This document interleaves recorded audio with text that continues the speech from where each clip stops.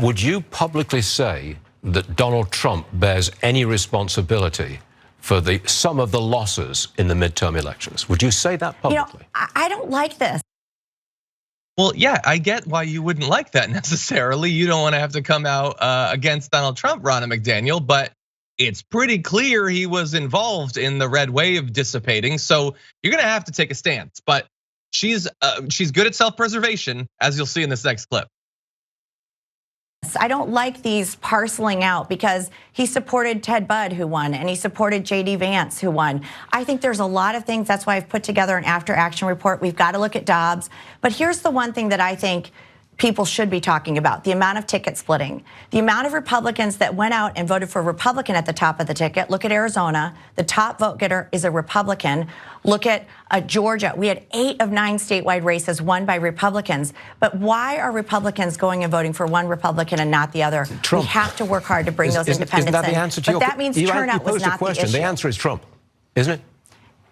Yeah, I'm saying I'm not into the blame game right now. I think we've got to do an analysis. I think it's too quick. And I think you can't parcel out, well, this endorsement helped this one and this. It's the whole message.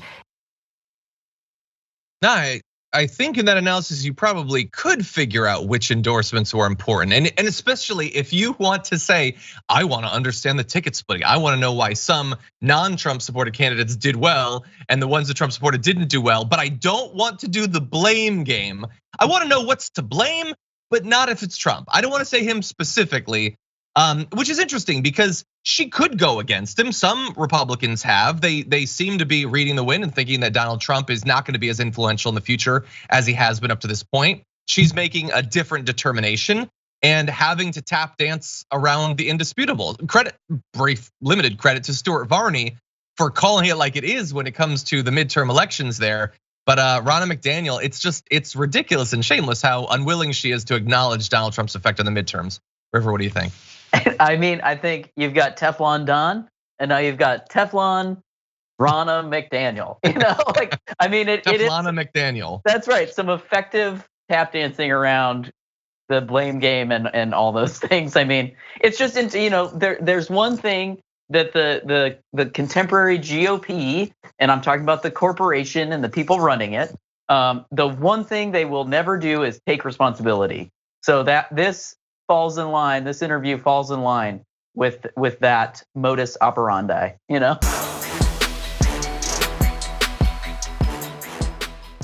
For more political news breakdowns, interviews, stories of activism, and me trying my hardest to care about the occasional big celebrity news story, subscribe to our YouTube channel at youtube.com/thedamagereport.